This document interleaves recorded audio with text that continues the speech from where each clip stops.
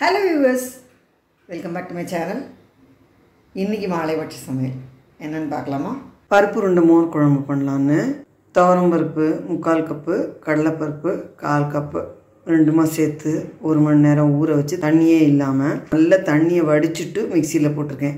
இப்போ காரத்துக்கு 4 மிளகாத்தூள் சேர்த்துக்கிறேன். 1/2 டீஸ்பூன் பெருங்காய பொடி, 1/2 டீஸ்பூன் உப்பு சேர்த்து தண்ணியே விடாமல் இதை பேஸ்ட்டை அரைச்சிக்கலாம். இப்போது தண்ணியே விடாமல் இந்த மாதிரி அரைச்சி எடுத்துன்னு வந்தாச்சு. ஒரு பாத்திரத்தில் 1 டம்ளர் மோர் 1 டம்ளர் தண்ணி விட்டு கொதிக்க விட்டுருக்கேன். இது கொஞ்சம் கொதிக்க ஆரம்பிக்கட்டும். இந்த மாதிரி கொதிக்க ஆரம்பித்தாச்சு.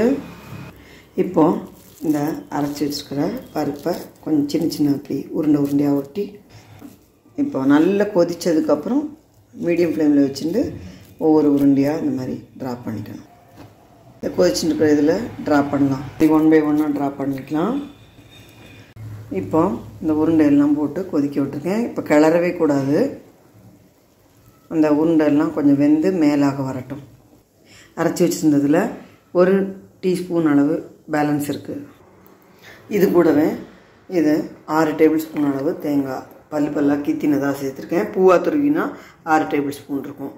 இது சேர்த்து காரத்துக்கு 4 பச்சை மிளகா, 1/2 டீஸ்பூன் ஜீரகம், 1 துண்டு இஞ்சி சேர்த்து ஃபைன் பேஸ்ட்டாக அரைச்சின்னு வரலாம். கொஞ்சமாக தண்ணி விட்டு, இல்லை மோர் விட்டு. புளிச்ச மோர் இருந்தால் ரொம்ப நல்லாயிருக்கும். நான் இப்போ புளிச்ச தயிர் தான் சேர்த்துருக்கேன். இதை ஃபைன் பேஸ்ட்டாக அரைச்சின்னு வரேன். இப்போ இந்த மாதிரி அரைச்சின்னு வந்திருக்கேன். பாருங்க, உருண்டை கொதிச்சுன்னு இருக்கு, தெரியுறதா? எவ்வளோ ஜோராக வெந்திருக்கு, கரையாமல் இருக்கு பாருங்க. அதாவது இதில் நான் வணக்கவும் இல்லை, அரிசி மாவெல்லாம் சேர்க்கலை, எதுவுமே சேர்க்கலை. அரைச்சதை அப்படியே தண்ணி விடாமல் அரைச்சி அப்படியே உருட்டி போட்டிருக்கேன். சிம்மில் வச்சு வேகும்போது இந்த மாதிரி ஜோராக உருண்டை வெந்து மேலாக வந்துடும். முதல்லையே கரண்டி போட்டு கலக்கினா உருண்டை கரைஞ்சிடும். இதில் லேசாக கரைஞ்சி இந்த குழம்புல சேர்ந்துக்கும் இந்த பருப்பெல்லாம் கூட. இப்போ டேஸ்ட் ரொம்ப நல்லாயிருக்கும். இப்போ உருண்டை வெந்ததுக்கு அப்புறம் தான் இந்த அரைச்ச தேங்காய் விழுதை இதில் சேர்த்துடலாம். மிக்சியையும் கொஞ்சமாக தண்ணி விட்டு அலம்பி விட்டாச்சு. இப்போ அதை நல்லா கலந்து விட்டுடலாம். இன்னும் இதுக்கு நான் உப்பு போடலை, உருண்டைக்கு மட்டும்தான் உப்பு சேர்த்துருக்கேன். இப்போ இந்த குழம்புக்கு தேவையான உப்பு சேர்த்துக்கிறேன். 1/2 டீஸ்பூன் உப்பு சேர்த்துட்டுருக்கேன். உப்பு சேர்த்து நல்லா கலந்து விட்டுடலாம். நல்ல உருண்டை ஜோராக வெந்துடுது.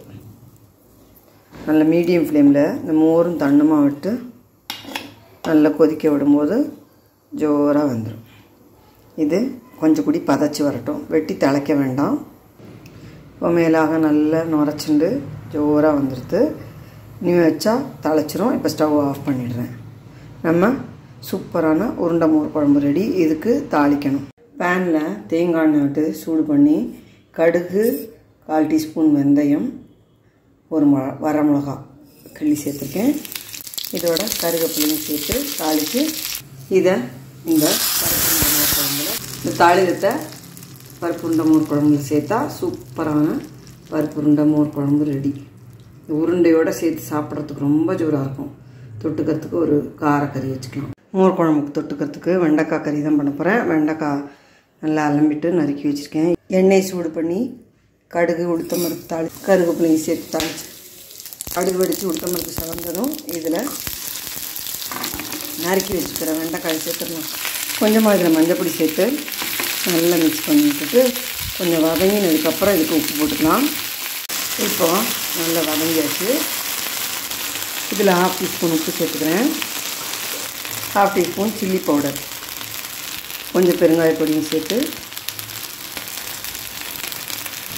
நல்லா மிக்ஸ் பண்ணி விட்டு 1 நிமிஷம் வதக்கிக்கலாம். இப்போ நம்ம வெண்டைக்காய் ரோஸ்ட்டு ரெடி. நல்லா ஜோராக வதங்கியாச்சு, ஒன்றோட ஒன்று ஒட்டாமல். வெண்டைக்காய் ரோஸ்ட், காரம் போட்ட கறி.